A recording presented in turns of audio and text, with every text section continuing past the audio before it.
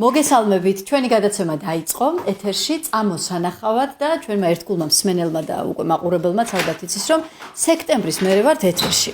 რაც დაიწყო ჩვენი გადაცემა, მას შემდეგ თითქმის ყველა ადამიანი მეუბნება, რომ ლაშა ღლონტი როდის გეყოლება, კაცი, რომელსაც მოვლილი აქვს მთელი მსოფლიო. მინდა გითხრათ, რომ სექტემბრიდან ვცდილობ ამ დრომდე, რომ ჩამწერო მასთან ინტერვიუ და მე მგონი სწორედ იმიტომ ვერ ვახერხებ, რომ დადის სხვადასხვა ქვეყნებში და აი დღეს გამიმართლა და ლაშა ღლონტი ჩვენი სტუმარია. გამარჯობა. მოგესალმებით ასევე. დიდი მადლობა, რომ შეძელით დროის გამოყოფა ჩვენთვის. დიდი მადლობა, რომ დაინტერესდით ამ საკითხით. რა თქმა უნდა, ეხა მოგზაურობა ყველას უყვარს და წარმოუდგენელი ადამიანი მოგზაურობის გარეშე. აქ რა თქმა უნდა, ეხლა იმასაც აქვს მნიშვნელობა, ზოგს არ აქვს საშუალება და მეც ეხლა რო გითხრათ, რომ ემთხვევა ძირითადად ჩემი მოგზაურობა, ჩემ კონცერტებს. ეს უნდა მეკითხა, ეს არის უფრო საქმიანი, თუ ეს არის სურვილით დაგეგმილი? მე ბიზნესით ვარ დაკავებული და კარგად ვიცი, როგორ შევათავსო საქმე საჭიროებას და სიამოვნებას.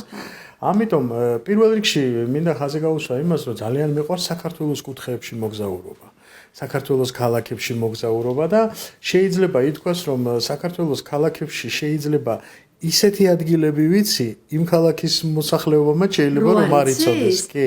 იმიტომ რომ ძალიან მიყვარს ეგზოტიკური ადგილები, ნაკლებად ცნობილი ადგილების მონახულება და მაგალითად აი ჩემი კლიპიც აჭარული ბათუმში ისეთ ქუჩაზეა გადაღებული, ბერმა ბათუმელმაც კი არ იცის, გამიგეთ და აი უცხოეთშიც რომ მივდივარ, ძირითადად კონცერტები როცაა და შეხვედრები როდესაცაა, ვცდილობ ისეთ ადგილას მივიდე, სადაც ტურისტი არ მიდის.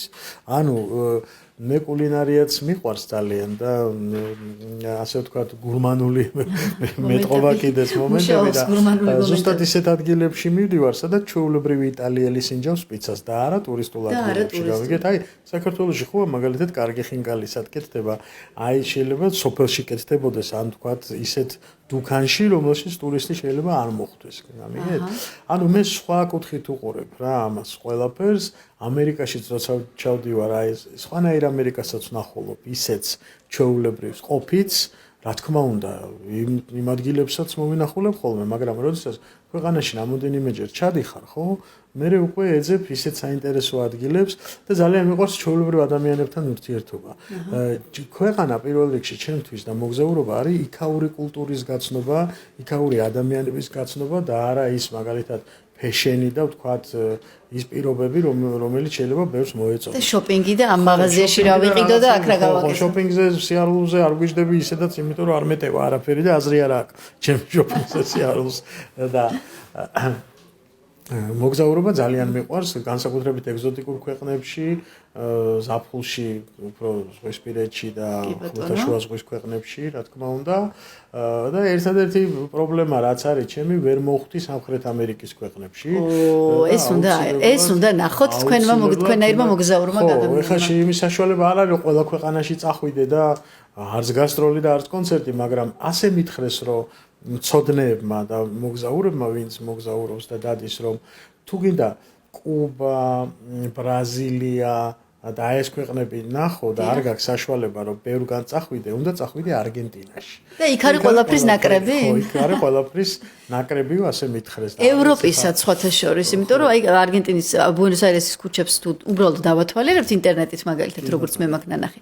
იქ ნახავთ, რომ ევროპაც ძალიან დიდწილად იგრძნობა. ხო, კი ბატონო, არ ვიცი ვერაზე, რაც არ ვიცი ვერა. ვერ ვიტყვი, მაგრამ ჩემთვის არის რამოდენიმე გამორჩეული ქალაქი მსოფლიოში, რომელიც არის ჩემთვის რა ვიცი, ბედნიერება, ერთი ბედნიერება. აი, ახლა უნდა მივყვეთ ამ გეგმას. მოდით მივყვეთ ამ გეგმას და თუ შევძლებთ, რომ ჩვენ მსმენელთან ერთად გავაზიაროთ აი გამორჩეული და ცნობილი ქალაქები, სხვანაირი კუთხით თქვენი თვალით დანახული, აი როგორი შესავალიც გააკეთეთ ამის მიხედვით. მაგალითად, პირველს რას დაასახელებდით?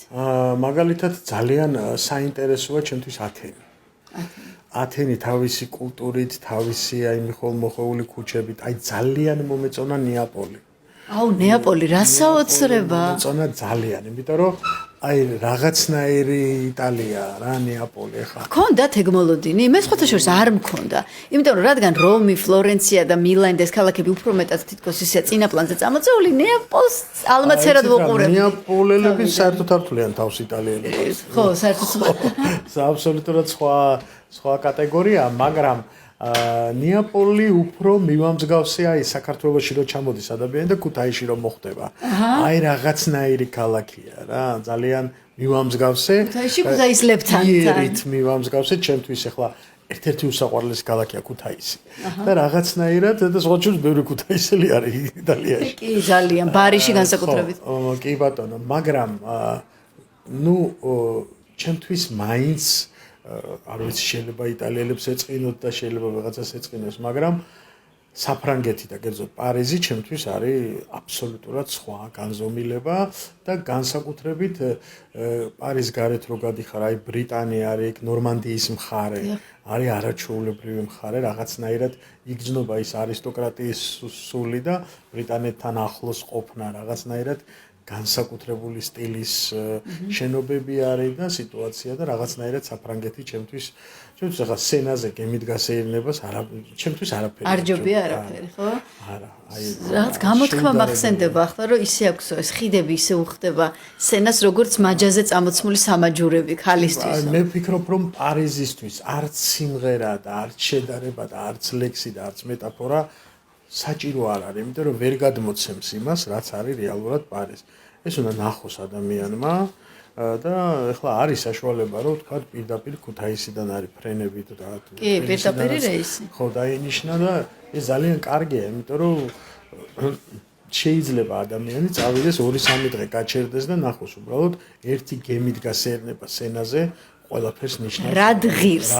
აი ცოტა სხვანაირ პარიზზე რა სიტყოდით, იმიტომ რომ ხო შაბლონია ვთქვათ ეიფელი, ლუვრი, ასე ჩაიარეთ ქვემოთ და შედით იქ უბნებში და წვრილი ქუჩებით, ვიწრო ქუჩებით იმ პატარა კაფეებში შედით. გიყვართ ფეხიციარული ქალაქებში? ფეხიციარული მიუხედავად ჩემი წონისა, მიყვარს. შოპინგზე სიარული არ მიყვარს, თორე სასეირნოდ მიყვარს და აი ძალიან მიყვარს. საფრანგეთზე ვლაპარაკობდით ეხლა და ნიცაში არის მოედანი. და იმ მოედანზე არის ფაიტონებით დადიან რაღაცა, ძველი პენსიონერებიც უფრო ესეთი ქალაქია რა წყნარი და იქ ერთი ჭიქა ყავის დალევა, ერთი ჭიქა წყლით არის ყველაფერი ჩემთვის მაგალითად მე ხა ბათუმელი კაცი ვარ და ყავას სხვანაირ პატივს. კოფე.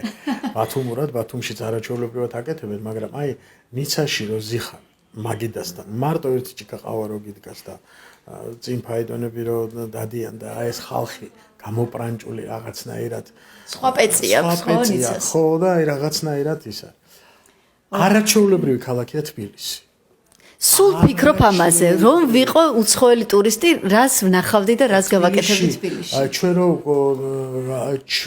მულტიკულტურა, თუ კი ალაპარაკი მულტიკულტურაზე, თუ კი ალაპარაკი რელიგიურ შემწყნარებლობაზე და ტოლერანტობაზე, თუ კი ალაპარაკი აღმოსავლეთის და დასავლეთის ზომიერებაზე ერთ ჩარჩოში, ეს არის თბილისი.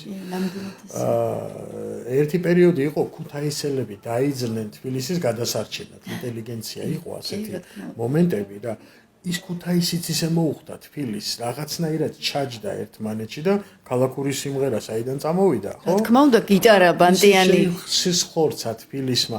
აი რაღაცნაირი მიმღებლობა აქვს ამ თბილისს, ისეთი. მე რატო ვამბობ ამას? იმიტომ რომ მე ბათუმში დავიბადე, გავიზარდე და ბათუმელის თვალით დანახული თბილისი აბსოლუტურად სხვა არის.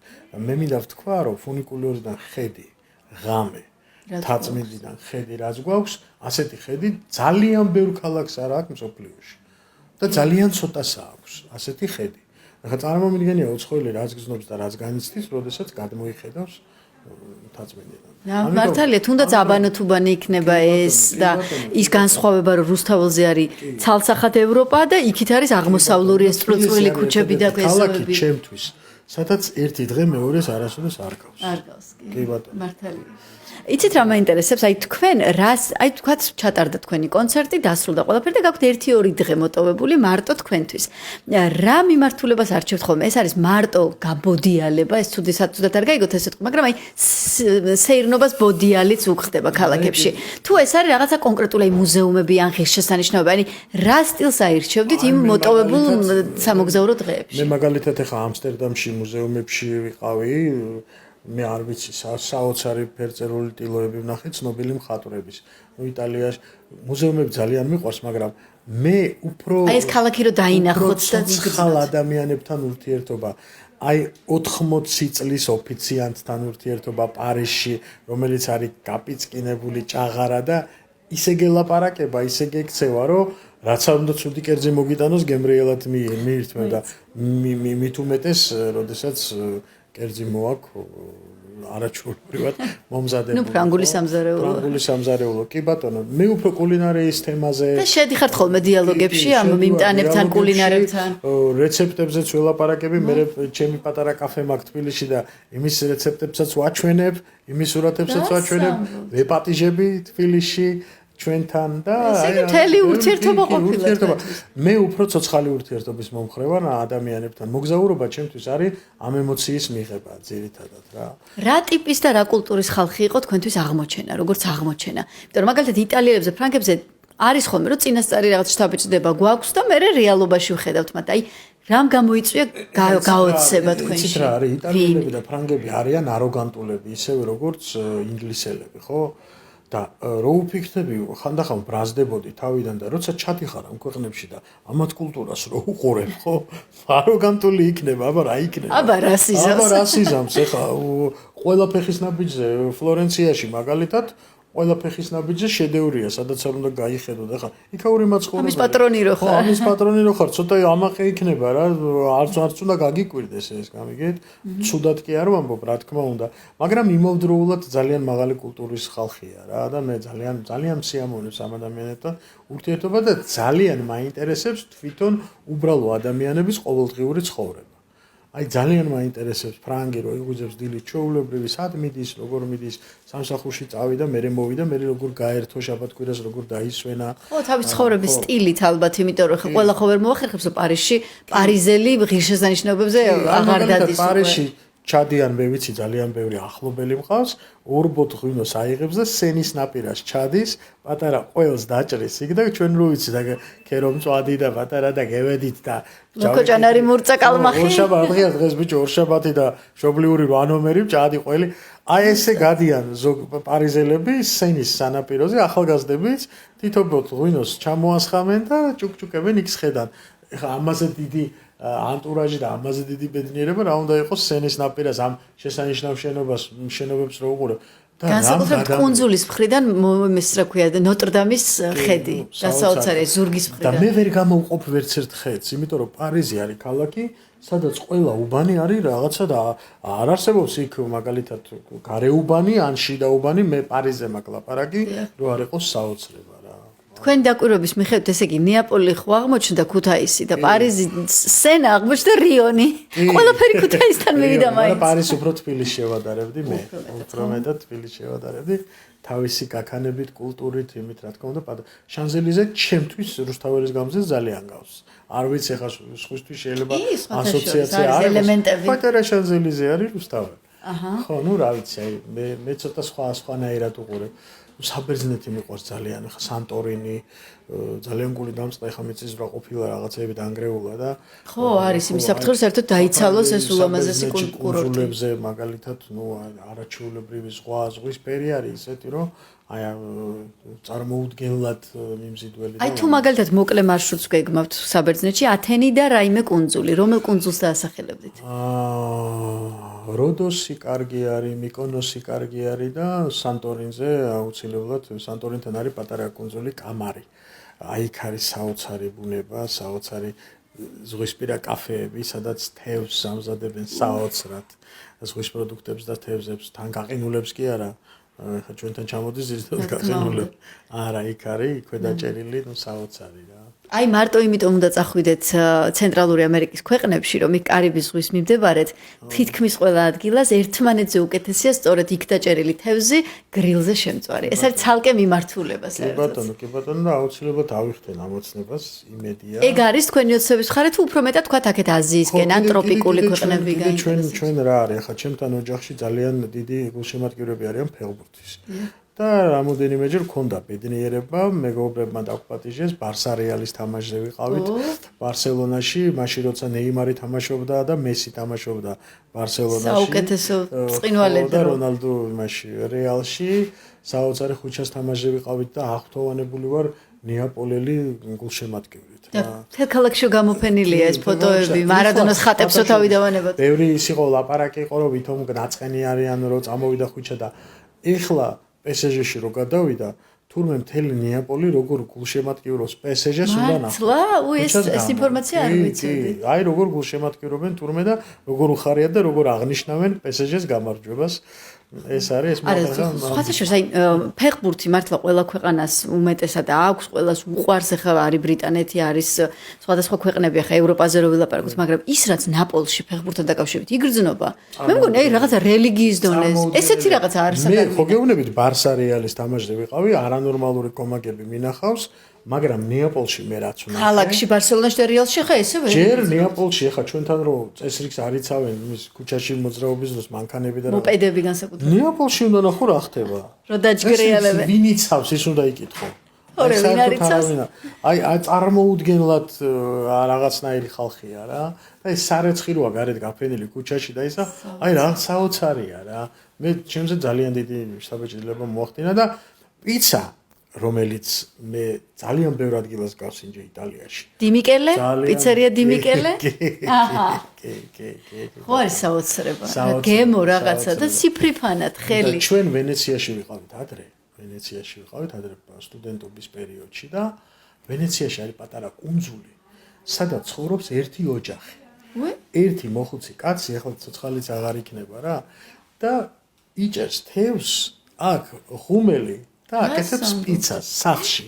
აი ქერო იმერეთში შეხოვდა კეცის ხაჭაპურს რო გუგურიაში რო გაიკეთებენ და აი რაღაცა სერი ფქვილით, ხო? სერი ფქვილი ხო რა პიცა მაქვს გასინჯული რა. ესე იგი ვენეციაში კუნძულზე ერთ მოსახლესთან. კი ბატონო. აუ რა საინტერესო. როგორ პოულობთ ესეთ არატურისტულ ადგილებს? ესეთ ძალიან საინტერესოა. Google მაინც უფრო არის საჯარო ინფორმაცია. Google არა, იქაური მეგობრები, იქაური ახლობლები, ამ ახლობლების მეზობლები და როცა უხსნი შენ რა გინდა და რა გაინტერესებს, ხო?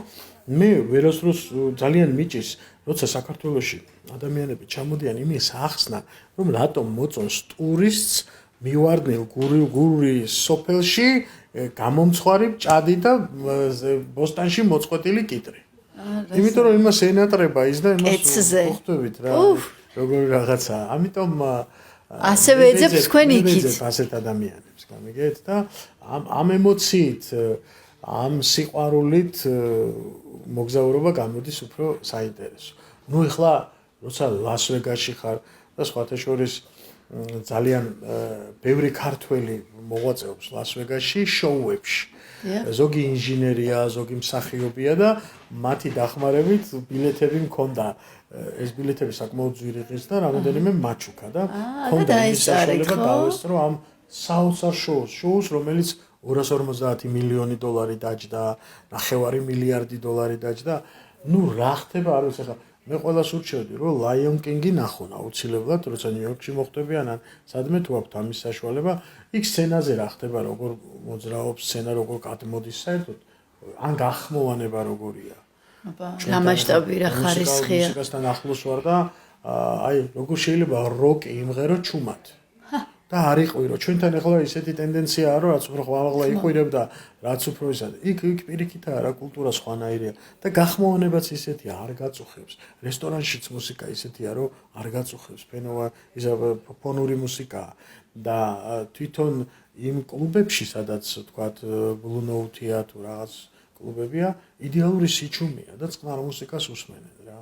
ვახ, რა საინტერესო დაკვირვების შედეგი გითხარით ახლა. მე ბევრ რაღაცას ვაკვირდები იქ რაც არის და რაც ყველაზე მთავარია და რაც ჩვენ უნდა ვიცოდეთ. საერთოდ ეს არის შრომის ფასი. ამერიკაში ეს ძალიან იგრძნობა ხო? კი, ყველგან იგრძნობა და მიხარია რომ ჩვენთან ახლა ახალგაზრდობა წამოვიდა, ვინც შრომის ფასი იცის ვინც მიმტანად მუშაობს ბარში, ვისაც არ ეტაკილება ვთქვათ, მუშაობა და შრომა, მე მაგ შეხება ამ სფეროსთან და მიხარია რომ ახალგაზრდები მოდიან, რომლებიც არ ელოდებიან ბებიას პენსიას და მამის იმას, ჯიბეს არ არიან გამოკერებულები და მე ვთვლი რომ საქართველოს ხსნა ამაშია, სწორედ რომ ჩვენ უნდა ვისწავლოთ შრომის სწორი ორგანიზება და შრომის ფასი უნდა ვიცოდეთ რა. ჩვენ ისეთი საზოგადოება გამოვიარეთ 70 წელი, რომ შრომას გადაგვაჩვიეს ჩვენ. ხო, ჩაიტანდი 1-5 ვაგონს რუსეთში და 1 ჰექტარი ტყე მოქონდა და ფაქტიურად უშრომელი შემოსავალი იყო. ხომართალია. ხო, და შემდეგ უკვე ამ რაღაცა გადატვირთვის და გადასხვაფერების შედეგად არ მიიღოთ ეს, მაგრამ უბრალოდ წყობა იყო ისეთი, რომ ქახალზე კეთდებოდა ყველაფერი. და დამოკიდებულებად შეიცვალა გაზარმას და პროფესიონალიზმი არ იყო, გამიგეთ? პროფესიონალიზმი არ იყო, თორე პროფესიონალიზმი არის ყველაზე დიდი პატრიოტიზმი, ჩემთვის მაგალითად ასე.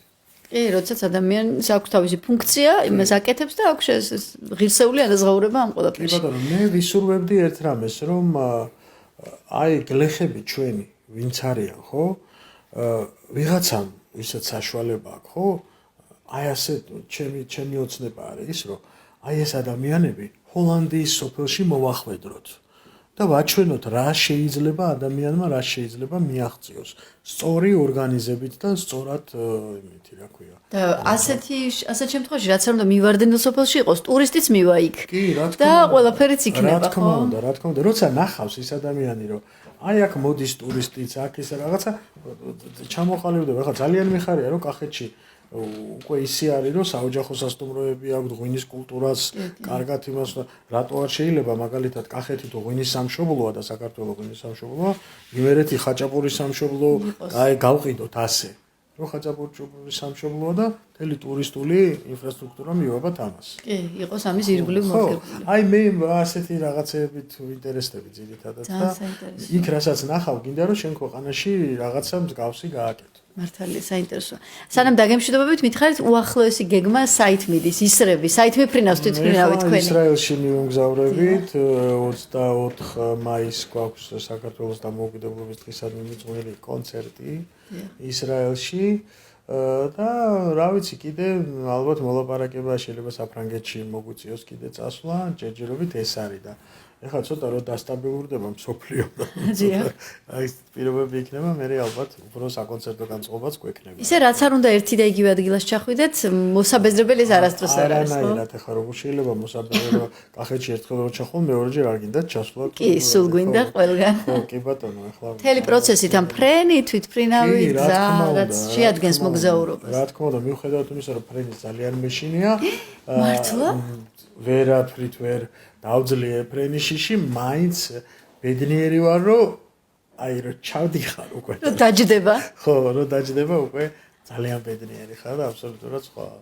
სიტუაცია ხო ესე იგი თქვენ მართლა მოგზაური ხართ იმიტომ რომ ფრენიშიშის მიუხედავად რომ ამდენ მიმართულებაზე მიდიხართ ეს ნამდვილი სიყვარულია უკვე კი რა თქმა უნდა უღრმესი მადლობა ძალიან დიდი მადლობა ამ გაზიარებისთვის საინტერესო მიმართულებით სხვა თვალით დანახული ღირსშესანიშნაობებისთვის რომელიც ხანდახან მიმალულია აუცილებელია საჭიროა და ერთი და იგივე ახლა სიმღერაში წამღერი ერთი და იგივე პარტიას არასოდეს და მით უმეტეს მოგზაურობის დროს ახლა პარიზში 20 ჯერ რო ვიყო 20 ჯერ სხვანაირ პარიზს ნახავ და სხვანაირ გემოს აითვის მინდა ვისარგებლო შემთხვევით და მთელი ემიგრანტები მოვიკითხო ყველა მოვა დრო რომ ისინი საქართველოში ჩამოვლენ და ძალიან გამოადგებიან ჩვენ ქვეყანას მათი გამოცდილება აუცილებელია რომ ჩვენი ქვეყანა იყოს საუკეთესო და მოწინავე ქვეყანათა შორის და ჩვენი ქვეყანა ნამდვილად იმსახურებს ამას. გეთანხმებით ნამდვილად და თქვენ ძალიან მნიშვნელოვან საქმეს აკეთებთ რომ უშუალოდ გაქვთ ემიგრანტებთან შეხვედრა, თითოეული კონცერტი თქვენი მხრიდან არის ნამდვილი საჩუქარი ამ ადამიანებისთვის. ისე თქვა მინდა რომ უცხოელი როცა ჩამოდის ჩვენთან ძალიან ბევრი სტუმარი ჩამოდის უცხოელი,